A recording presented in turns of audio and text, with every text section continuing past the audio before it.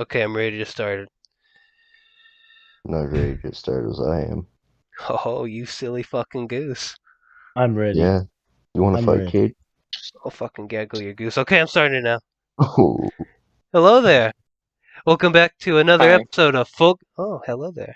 Welcome back to Oh, another sorry. episode. No, you're good. That just makes it funnier. Welcome back to another episode of Full Grown and Wild. Today we're here with the usual suspects: Condog, Yo, Dallywood, It's me again. Aiden, yo. Call the Bull. He's not a regular, but you know. Hey, what's up, bro? He's muted as hell. You stay muted, boy. Shut the fuck up. And today we're here with our friend who's a Hollow Earth researcher. What's your name? name is Carlos. Name's Carlos. We're here to talk about Yeah. Hollow Earth and a little bit about his book. Cool. So, Hell yeah. speaking about the book, what drove? Oh wait, no, let's not get into that yet. Tell us about yourself a little bit. Yeah. So I have a master's in math. I mainly went into the master's to go more into the Hollow Earth. So I took courses that were sort of relevant. I think the Hollow Earth is more physics and geography. So I definitely did a lot more learning apart from my master's as well. Um, yeah, so I've always been interested in just science in general. So I was not a Hollow Earth like believer per se. I was just open-minded. Like I was more, I believed the solid Earth theory for as long as I can remember. The one of my favorite movies when I was a kid was The Core. I don't know if you guys have seen it. I actually have not heard of that movie. How old is it? It's a bit old. It's like 2004 or something. Five, I'm not sure. But basically they're going to like the core and whatnot.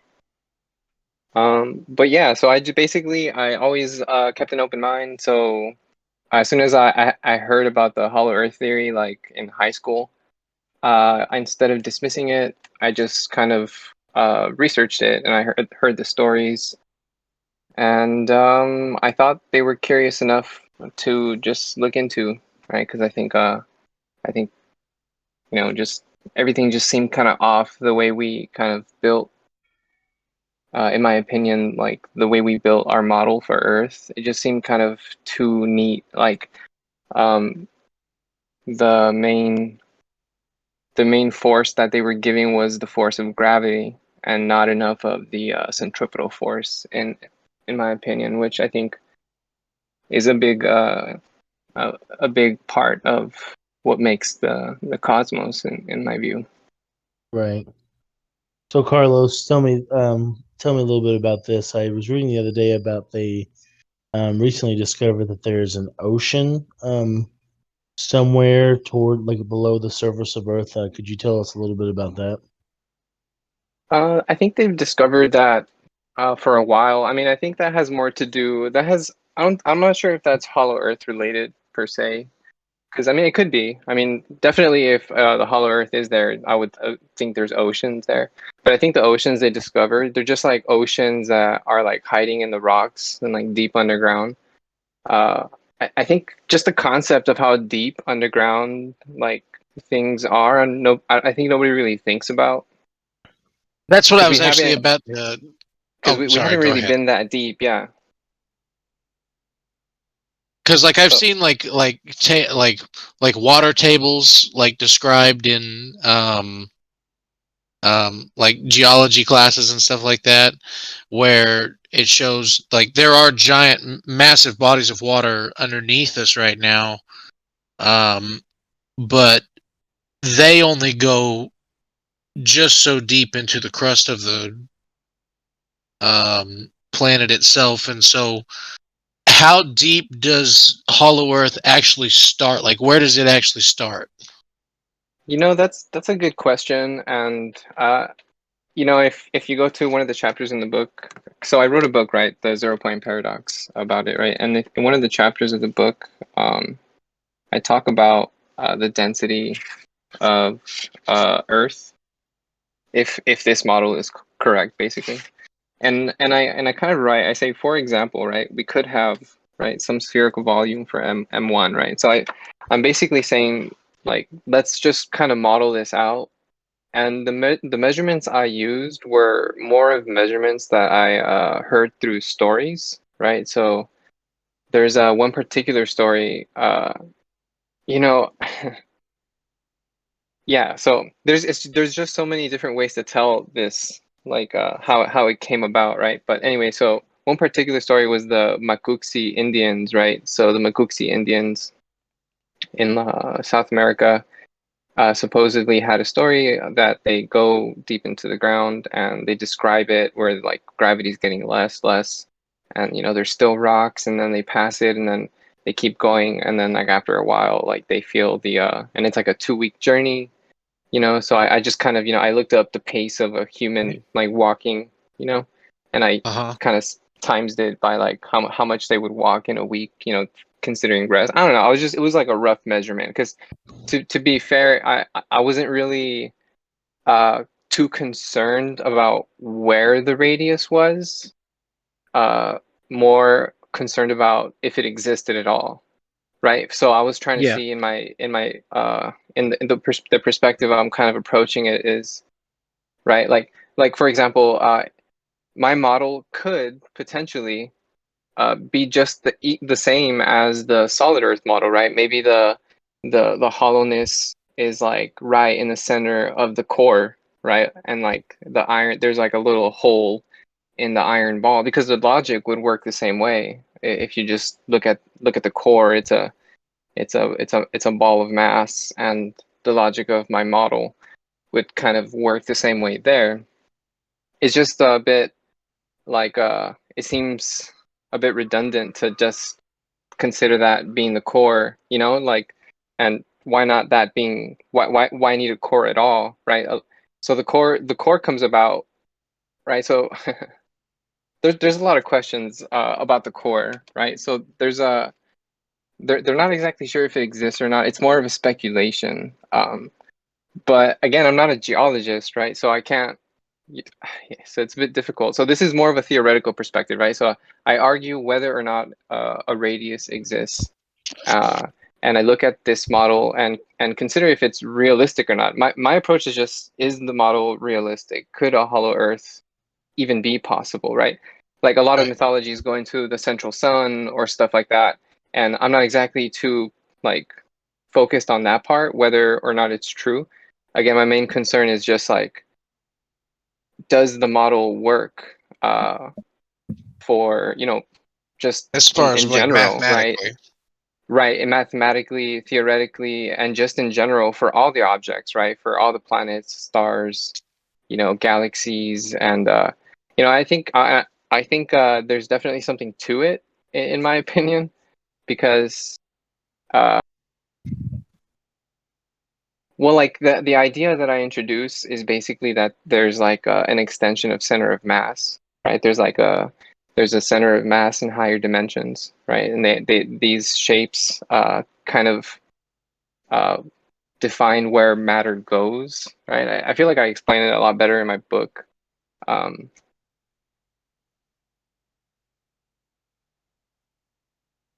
Oh, for so you're talking example, about like physics at that point. not necessarily, you know, a little bit, but not necessarily, because I'm what I do in my book is I consider everything very simple.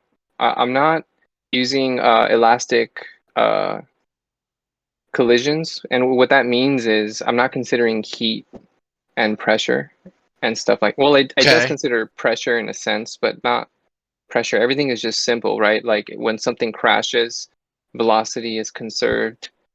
There's no loss of energy and stuff like that. So it's a very simple picture. I'm just curious if anybody read the book. Yeah. I did not actually get a chance to That's read through a majority of it. that's fine. It's honestly it was very difficult in my opinion to even write it because I tried making a video about it myself, and it's just I felt like I was coming about it from many different angles. That's why it felt so much better to just write it down in a book where I could say it sequentially in a way that makes Right. sense Yeah. without taking away the whole like myth of the stories of whether or not someone went into the hollow earth, or how big the polar openings are, or if they exist at all. But I mean, I think there's a lot of evidence there already. You know, there's articles from NASA that talk about the polar energy that comes from the North Pole, that fills in like the Van Allen belts, the radiation in the Van Allen belts, which is assumed to come from the sun, but it doesn't. It comes from the Earth, right? So the Earth is like self-contained. We don't understand why the energy is coming from the North Pole, but we know that it does. So there's a lot of questions we still have, right? And I don't try to consider also the magnetic field because again, it's a more simple approach, right? I feel like to get more into those topics, I would have to go into like general relativity, and I, to be honest, I'm like halfway there because Yeah. I'm still learning it I get that. at the So, moment, right? if you don't mind me asking, how old are you actually? I'm 29. Okay. Yeah, And so you said you've been you got your master's in mathematics then? right. Okay. Are you still? You said you're still going to college then? No, University? no, I'm studying on my own. I do Okay. want to go back, but that's something I'm still looking for what I want to study in particular, to be honest. So I get that. yeah, What did you, if you don't mind me asking, what did you write your master's thesis on? Did you write a master's thesis by any chance? I actually was trying to write my master's thesis on the Hollow Earth, right? Because Yeah. I approached all my teachers about the topic, right? Uh-huh. I've been a little bit, I wouldn't say obsessed, just very curious. Because so, for example, right, thinking through the flat earth is just so easy, right? Because the flat earth theory says, earth is flat and the center of mass is at the center. But that could be so easily disproved, right? Because everything would fall to the center, right? The water would fall to the center. Exactly. As you approach the edge of the flat earth, it would feel like you're going up because you're being pulled more vertically, like more horizontally towards the center of mass, the further away you are from the center of mass. So it just feels like you're climbing and climbing, right? So the flat earth theory is very easy to disprove just because, entropy, right? Stuff breaks, and if things are tending towards the center of mass, then even if you start with a flat earth, it would end up, It would eventually start crumbling at the edges of it right, and it over would time. become, back. It would go back spherical. So that it's easy to okay, that's easy to disprove. And the hollow earth theory is like, okay, it could be false, right? It could be false, but why is it not true, right? So that's kind of where I approached it, right? So I was trying to figure out the whole time I was trying to figure out why it was not true, right? Like why Right. the hollow earth would be ridiculous, right? Like why think, like, let's figure out once and for all, like, so I could like Proving it rest. wrong.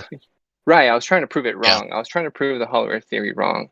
But the more I looked into it, like the more articles I read, the more I felt like I had a very a more accurate picture of what was going on, with my model. So can you give us like just like a brief audio description of like the layers of the earth according to the theory?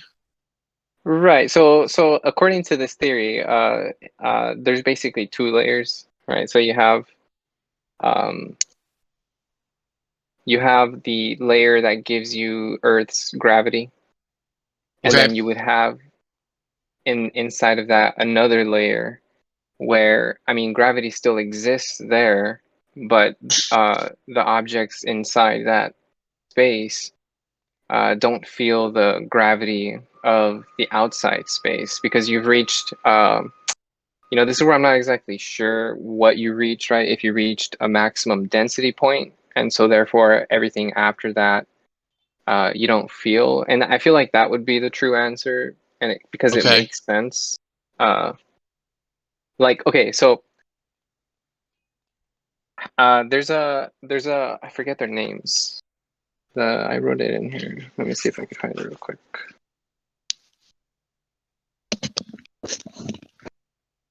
There's a model that came out recently on a TED Talk that was called the Synestia model by Simon Locke and Sarah Stewart, right? And the Synestia model of the Earth and Moon basically say that, the Earth was early hot, it had cooled down, and then another planet hit it, and it gave it a bunch of, it like made everything very hot, kind of like a small cloud of gas. So it formed basically like a donut, and that the moon was at the center from the inside of that donut, and that it came out, right? So like the energy provided by that planet gave it the energy for the moon to come out from the center of the Earth to the outside, right? So that's the Synestia model. My model is saying we don't need another planet to hit Earth for the moon to come out. There's already mass inside there giving it energy, and in my opinion, right, as the Earth, the hot Earth is cooling down and settling to, its velocity and radius that it's gonna, finally have. It could lose some mass, some excess mass. That's because everything needs to be balanced, right? There needs to be a balance between the mass inside and the mass outside, and I talk, more about that in the book. But if you have excess mass, excess energy, that could come out from the center of the Earth, exactly the same way as described in the Synestia model. So, the Synestia model is taken a bit more seriously, but I don't see the difference between that one and mine. The only difference is the hers would be, I guess, a little less likely because you need an extra You planet to actually have kind to of have come out another of thing to nowhere and hit it, collide at it. and Gotcha. what happened? You have to have another body like actually collide with the Earth to accomplish that model. Exactly. Yeah. Right. So and then it kind of like puts in question how cores are formed, right? Like how all planets have cores? How they have cores? Um, like we may think we have an understanding now, right, with the solid Earth structure or the solid structure planet, but we can't really make sense of them when like it becomes like neutron stars and even suns and like those like gigantic objects of space. So I feel like my model would kind of open the door a little bit about what's going on inside those structures. Um, but again, it's more of a theoretical approach, right? So I'll continue with like one little part, right? So the equations that I use in finding out how much mass would be inside and outside, I came out with the with the amount of matter being twice as much on the inside than on the outside, which to me was pretty nuts, right? Because that basically says there's more mass inside the Earth. There's twice as much more mass inside the Earth than the outside the Earth, right? So first, there you have to take into consideration that this model is simple, right? It's an inelastic model. So that means that velocity and kinetic energy is conserved, and so you don't have to worry about heat and stuff like that and friction. And that's not necessarily true, right? So if you do consider heat and friction then some of that energy could be translated not into mass, but just into heat.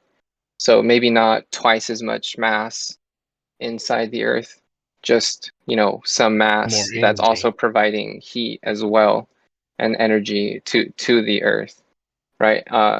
Where that would be different would be the sun, because there would be little difference in heat in the inside and outside because everything is so hot.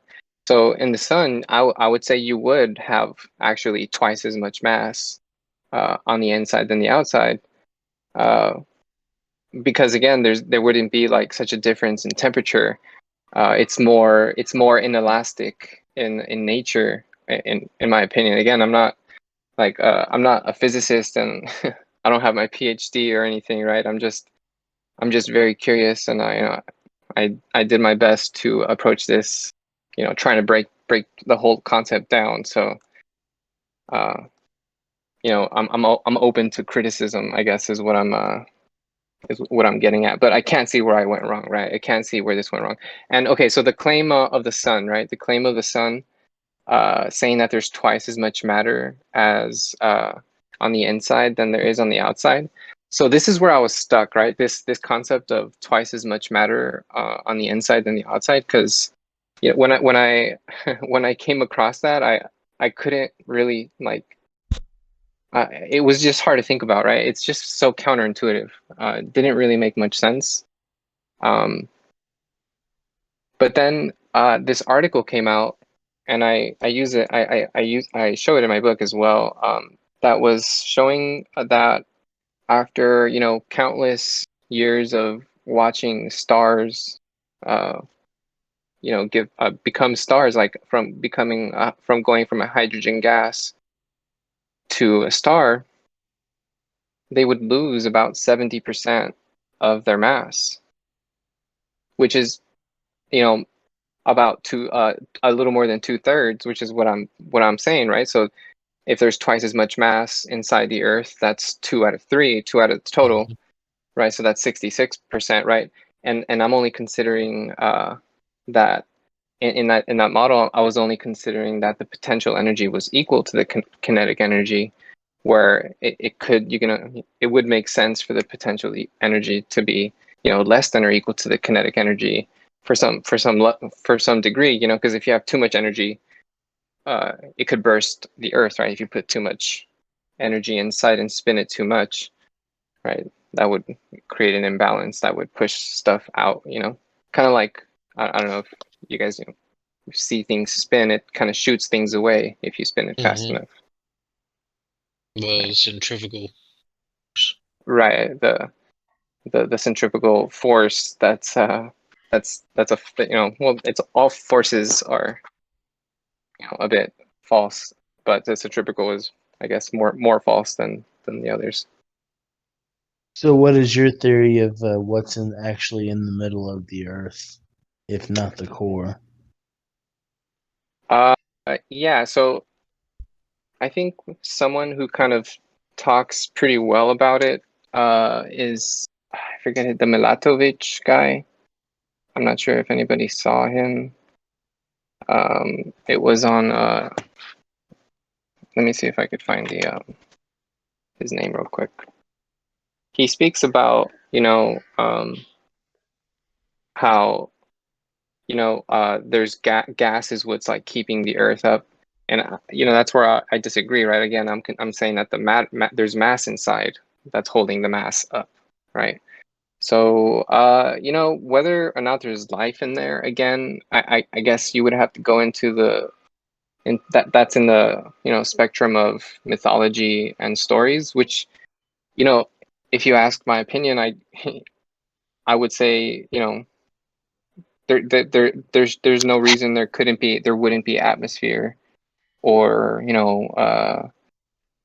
heat and livable conditions, perhaps. But again, that's more from like mythology and thinking about it, about whether it's possible or not. That's not the approach I took with the book, right? The book again is more just, is this true? Could it be applied to not just the Earth, but to the sun, to the galaxy and other objects, right? Which is why I want to continue with relativity, because then I could really think about how this model would affect, black holes, which I So can't really think about with Newtonian equations.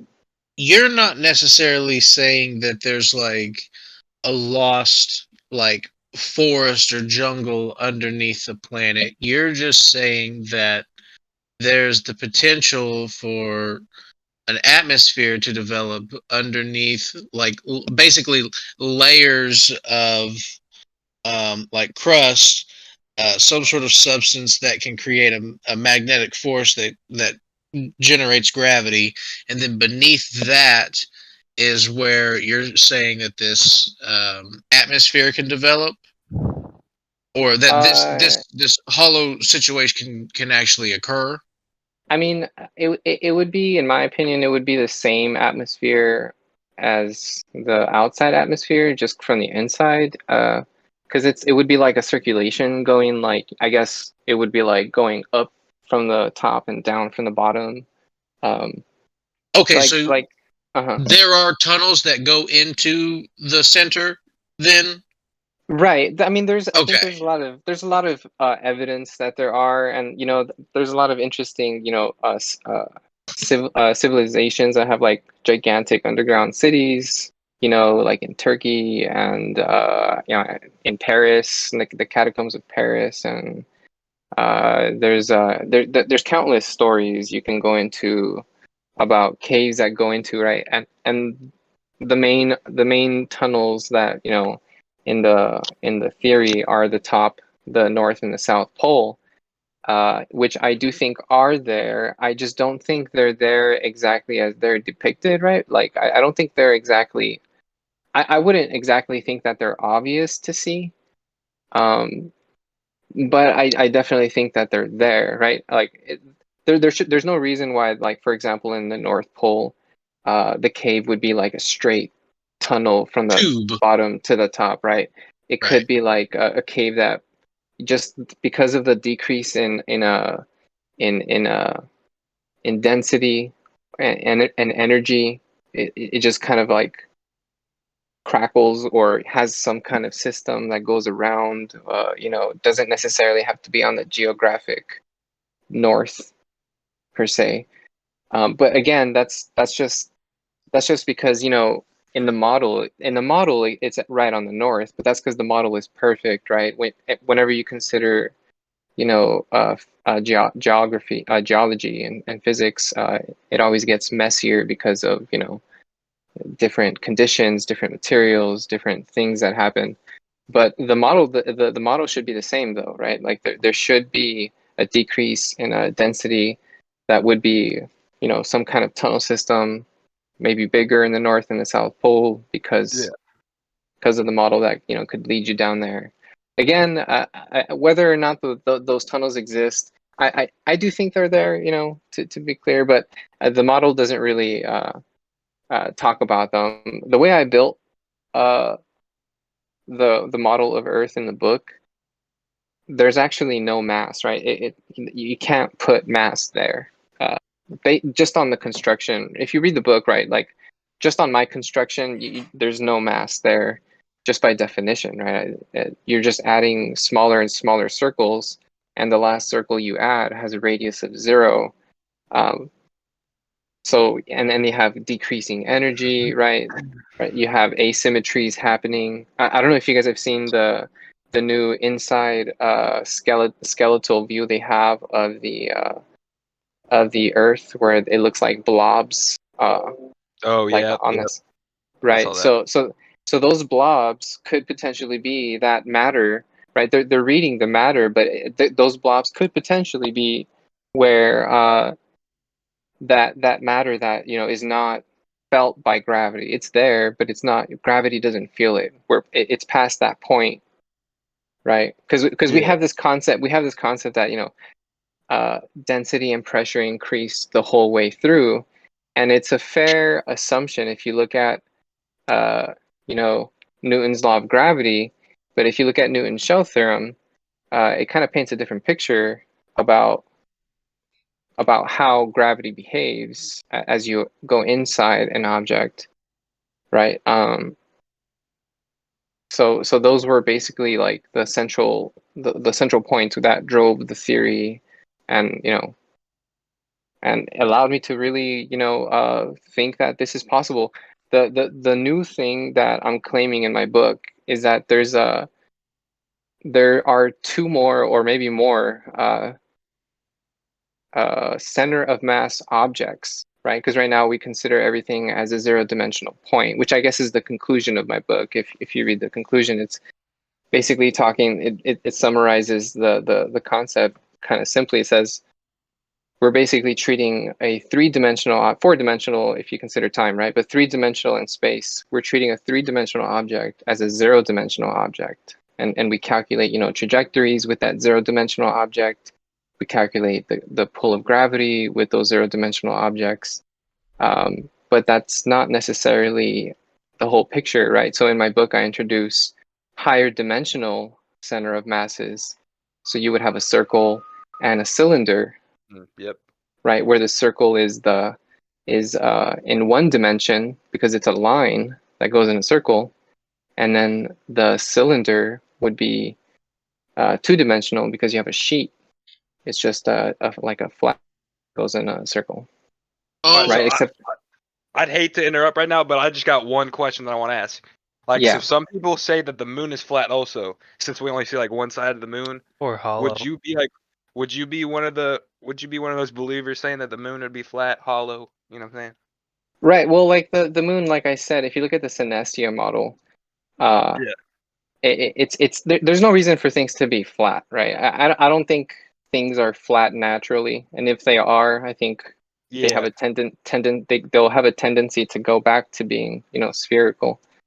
And I So feel I like don't think the moon is flat. flat's just like a weird just term to like be putting out there. You know what I mean? Like it's like nothing that somebody be saying. Like it's honestly no. I kind of disagree with that. It's only slightly. I think it's good only for a discussion if you really want to have like because yeah. the thing is like people who believe the Earth is flat, In my it's opinion, they're just it's dumbasses. Hey, it takes us you nowhere, right? thinking it? I said it. You Cole, thinking it? I Cole, said it. Cole, just I'm just kidding. I just feel like it should be more constructive, right? To just kind of approach it the level-headed. Socratic method, right? The Socratic method where you just question the theory to death until it either helps itself or it implodes on itself, right? So my theory hasn't imploded on me yet. I do think I have a lot more to do to be more convincing, but I think what I've presented is pretty. I mean, it's pretty. It would explain a lot of observations that we see in the universe, and I put a lot of those in the book, like Right. cosmic filaments, and and galaxies, and I do I do yeah. want to say I did read some of your book, but I'm kind of a little a dumbass when it comes to mathematics and stuff. So I was a little It's on. confused going through it. Yeah. Yeah, so there was a bit I didn't want to sacrifice because okay, so my problem, right? So I tried to do this at school, right? I had tried to get my thesis with this hollow earth theory, and obviously it's very difficult because it's nuts to begin with. I mean, I was there, right? I was in that perspective where I was like wow, what a crazy idea, like Right. the earth is hollow. How counterintuitive, like what could what could drive that thought process? And again, I didn't I dismissed it. I mean, from like for a long time, I didn't really think too much of it. But the question was there. Uh, you know, so I guess that question just drove me. Yeah, I think I lost my point there a little bit, but All right. So I got another question. What do you yeah. think causes the ocean tides? I don't know if you've answered this question already, but what do you think causes the ocean tides? Well, the ocean tides, that's from the pull from the moon, right? There's a lot Yeah. of, it would be from the pull from the moon and the sun, but mainly the moon. Yeah. There's also the the how the Coriolis effect affects, it's just a natural effect of the rotation of the Earth, combined with trying to go straight on a curved path, that creates this effect of spinning and stuff that kind of also goes into the flow of the tide. But it's pretty. I think that's pretty well understood. So my book doesn't really change any of that like gravity stuff, right? Yeah. So I know there's another theory out there, the cosmic energy theory. I don't really, to be honest, know too much about it. I don't think that's necessarily the way to go about it, in my opinion. Me It, neither. it doesn't make much sense to me. But again, who knows, right? I'm open to learning. So Me too. this makes sense to me. So I'm trying. If you can make it not make sense to me, great. That would be cool too. But I More feel power like to you.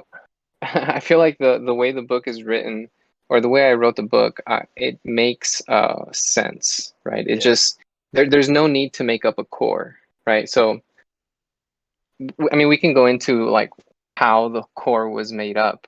I think that's kind of important, because we make up the core because there's like an area, there's a shadow zone, right? Do you guys know about the shadow zone on Earth? Kinda. Just a little bit. Right. So basically, there's an earthquake that passes through the Earth, and because the Earth has a core, it highly deflects the wave, which creates which creates this span on the surface of the Earth where the waves, the earthquakes don't hit, and then it wraps around, it goes through the core, and then it goes to the other side of the Earth, right? But there's like, I think from like 107 degrees to 143 degrees or something like that on both sides.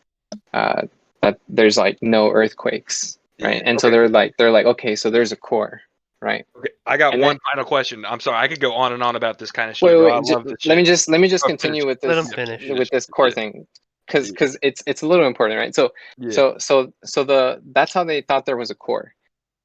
And then they said, okay, but for some reason, some of the earthquakes do still pass in that shadow zone. Some of the earthquakes do still make it through. So there must be a core with two layers, right? An inner core and an outer core, right? So that's how they're coming up with these cores and like the layers. They're thinking like something is there that's blocking the wave, so there's a core, but there's something that's still allowing some of the waves to pass. So we need a different layer that's still core, but not as a solid liquid layer, uh, and then after that, uh, they have the magnetic field, right? And they're saying that the magnetic field is created by the convection theory and all that stuff. But it's, so the core is basically like the answer to all our unknowns, right? Why is there a shadow zone? Why do we have a magnetic field? Well, the core must be iron, and it must have these two layers, right? But my theory could have those two layers could interact in the same way to create the shadow zone without a core at all, right? So again, here I would say I would want to talk to a geologist more and see if this model really pans out. Uh, you know, I don't see why it doesn't. Again, if you have like a lower and a higher density of mass on the outside and a lower density of mass on the inside, waves would bend, the earthquakes would bend a lot more on the inside, which would allow it to pass through the other side. And as it bends, you would get the shadow zone effect, right? So there's no need for a core at all, right? And then the new core paradox says, that the core, that the magnetic field existed for a billion years longer than the core of the Earth. So how do we have a magnetic field before the core gets created, right? So there's a lot of loopholes that they pull to kind of say that, it could work potentially if this, if that.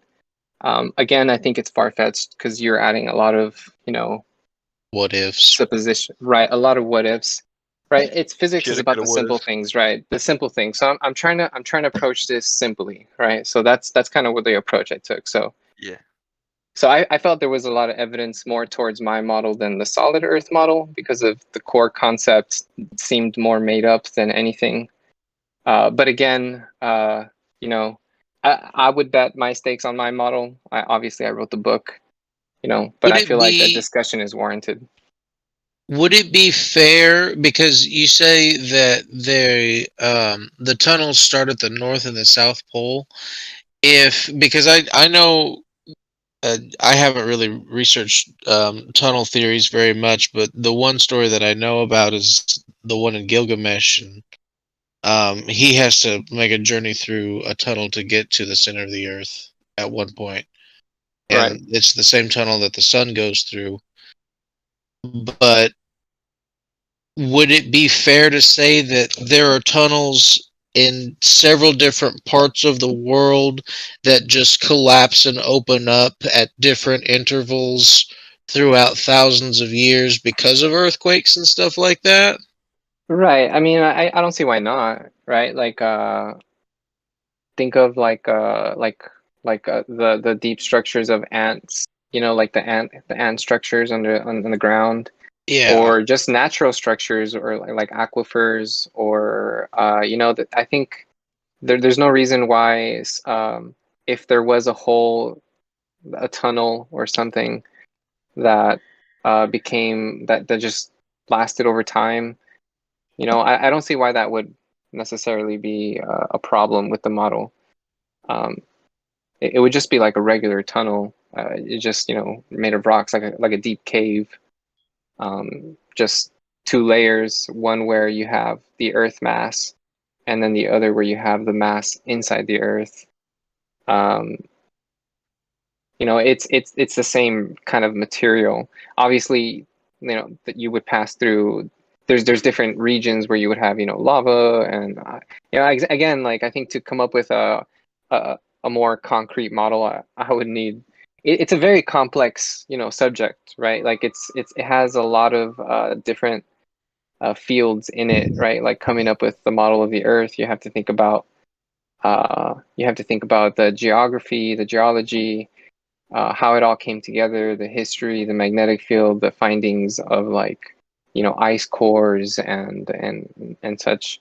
But the reason why I still feel that uh, it's hollow, and that my book is, you know, kind of shows that is because at a fundamental level, all matter behaves through the laws of physics. So first it would be through Newton's laws that matter behaves, and then the stuff would happen, you know, where the pressure that creates lava, and you know, you have atmosphere and all the consequences of how the matter accumulated. It comes after, you know, it comes after the way the tunnels form, like all that stuff comes after we think of, like, is it even possible to begin with, right?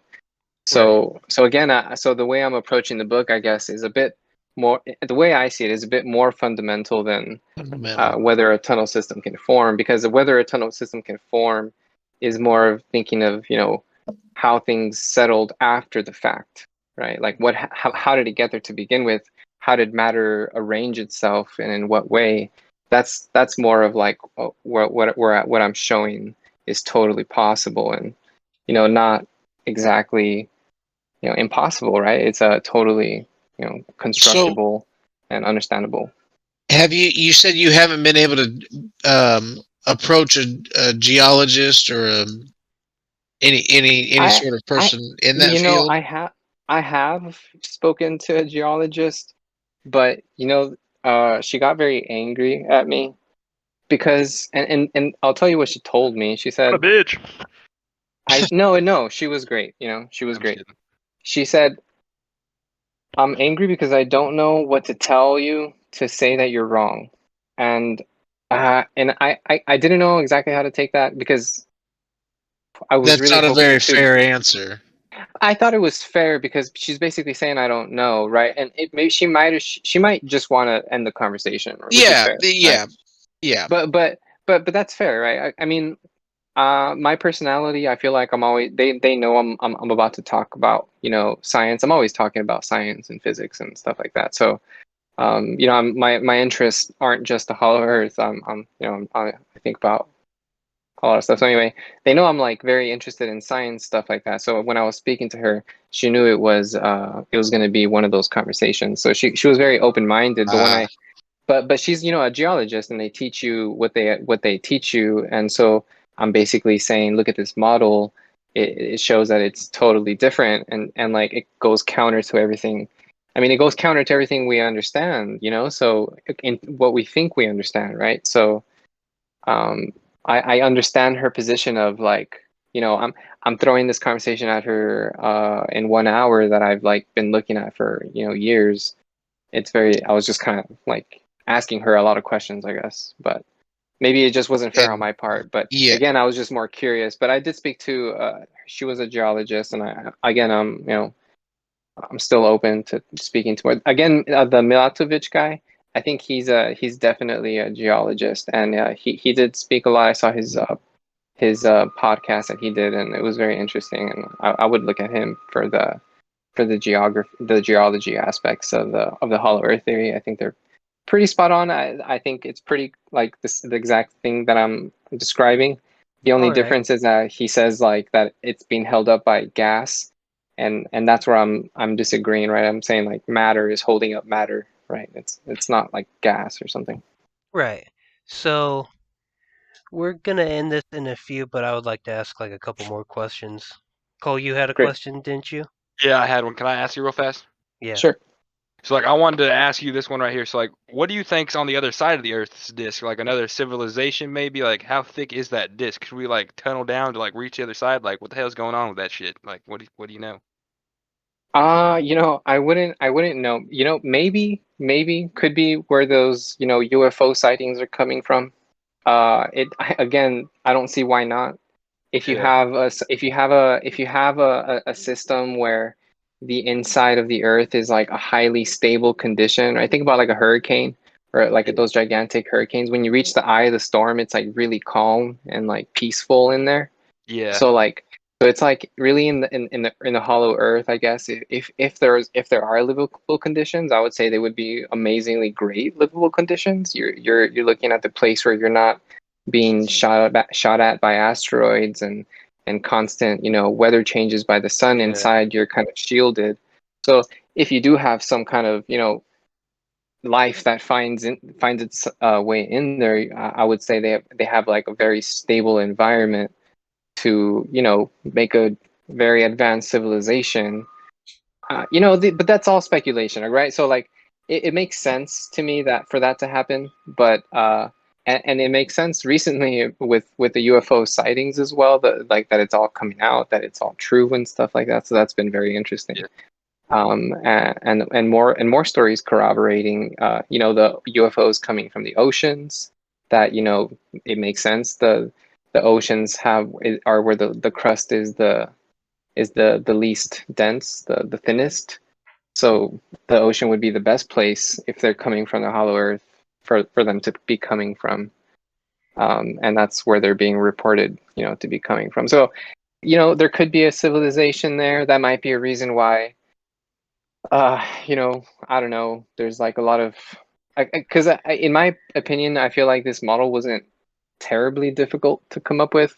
So I was just thinking that, maybe this is already known and it's just more of a secret. But again, I don't want to, that goes more into the conspiracy. I speculation kind wasn't of stuff. right. I try my best to approach it from the perspective of, is it even possible, right? Like, is this like, what does it mean for matter, right? And our understanding of rotating systems in the cosmos and stuff like that. And again, in my book, I feel like I do very well in also showing that it's consistent with, dark matter and stuff like that. Like it actually shows where dark matter comes from. Right. And Well, So maybe possibly. Well, now you go go. ahead, Kane. Now you go I first, was just Adam. going to say maybe possibly through this podcast we can help you find somebody that can have a conversation with you as far as like a geologist. Oh, that would be willing and open to have a conversation with you. Well, Maybe we can definitely, get yeah, them on and have that conversation here. Hey, I do have definitely. one quick question. Yeah. And it's a little off the subject, but we've talked a little bit about the North and South Pole, and you're pretty good with math equations. I've heard a lot about the North and South Pole lining up with like the pyramids and the stars and a few other things, almost creating like they've almost speculated some kind of strange force fields around the pyramid. I Mhm. don't know if you know anything about that. I mean, it's kind of speculation, but since you had know about equations and stuff, I didn't know if you knew anything about that. Well, again, so that goes again into the speculative side, right? So, but there are, those stories that talk about the pyramids of Giza. I mean, the way that they're aligned to the Orion's belt, the Orion constellation. I feel like that's pretty, pretty amazing if it's a coincidence, right? Um, Right. and there are stories that there's tunnel systems that go from the base of the pyramid all the way down, and it could be a tunnel system that leads to the hollow earth, where I don't know, maybe this is where they draw their energy, they tap into it. There's the magnetic field. Again, this is where there's more speculation. I would have to like understand a little bit better how magnets come about and how magnetic fields come about. Sure. And there's a topic, I forget what it's called, tribology, but it's basically talks about how the friction of two surfaces, how they would create a magnetic field. Um, and I feel like that might be something to look into. Well, for myself at least. To try to understand, I guess, the energy source that the magnetic field would be, created by, or like from the two layers, perhaps. And maybe this is where the pyramid is connected to, right? If you look at there's this channel called I don't know, I'm not sure if I'm able to shout out channels here, but there's yeah, a you can do it. channel on Fuck it. YouTube. There's a YouTube channel called Suspicious Observers, and he talks a lot about the science, about the weather. I got a lot of my information from his view sites as well, and he goes into like the magnetic field and like his doubts about how it's formed and all that. But yeah, so I think he would be a source as well to look more into that topic. Right. Yeah. So, whenever because you mentioned that you brought up the subject to do like, what's it called whenever you're doing the master's The thing? thesis. The The thesis. thesis. Yes, correct. The thesis. Like, what did they say? Like, did they reject it outright? Like, what Well, was okay, the so I professor's had I had reaction? three different experiences, right? I had one experience was mainly it's not really my field, so I can't really help you there, and that's fair, right? So I didn't really Right. I'm not judging or saying anything against anybody. I think I had Right. great teachers all around. Um, I did have one discussion with one teacher that was very useful in the sense that he didn't shut me down. We talked about the history of the construction of the Earth using the Newton's method, and how we know it's a solid, right, in his perspective, or we're just discussing both ideas. But I think the most constructive was with one particular teacher, and he didn't believe my theory at all. But the way I had approached it to him, I was not fully understanding the model yet, and I was trying to convince him of the theory, and he would ask me very specific, particular questions. And if it weren't for him, I don't think I would have really thought about it deep enough to come up with the model that I did. So he did really help. I would say we spoke for about, I would say 2 hours maybe, in one session. And I don't know if I'm not exactly sure if he was particularly enjoying himself, but he was paying attention, and he definitely critiqued the right things, and through that, you know, that was also one of the biggest things that helped me understand and write the book. So again, I was, I was hoping that, after that session, I'd be like, okay, so maybe I'm wrong. I'm totally wrong. But it kind of pushed me in the opposite direction where, it even made even more sense and everything was coming together even better. Yeah. So anyway, the book, I I recommend it just because I want someone to show me where I went wrong. I guess that'd be great. Alrighty, and that's reasonable. Yeah. So we're at the end now. Is there anything you want Cool. to shout out other than your book? Because you have talked about it a Uh, lot. You can shout it out again one more time if you want. Yeah, go ahead and say the name of it real quick so Oh yeah, everybody knows. let everyone know yeah. the name. So I don't know if you've it's said it. called the 0 Point Paradox. It's on Amazon. There's an ebook, and I think it's on right now. The Kindle Unlimited is free. Yeah, And then it's like $2.99 the ebook and $9.99 for the paperback. it will also be in the And description of this video, so you guys can check it out. yeah, let me know Hell what you yeah. guys think. Sure. I hope I asked you some relevant questions. You know what I'm saying? It was good having you on. Yeah, No, you you did. They are. were great questions. It's I been feel like fantastic there's really a to you, bit man. more I wish I could say, right? Because there's some good analogies I could draw about like kind of like kind of to make more sense of the theory, but I'll tell maybe you this another much. time, like This guy knows yeah. his shit because it was hard to get him. He just kept going. He knew it. He knew it all.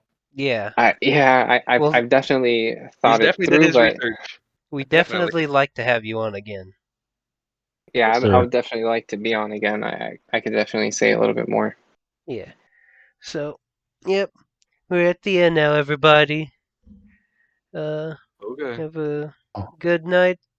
Sleep tight Awesome. and stay wild. Bang. Thanks for having me. No problem. Bye.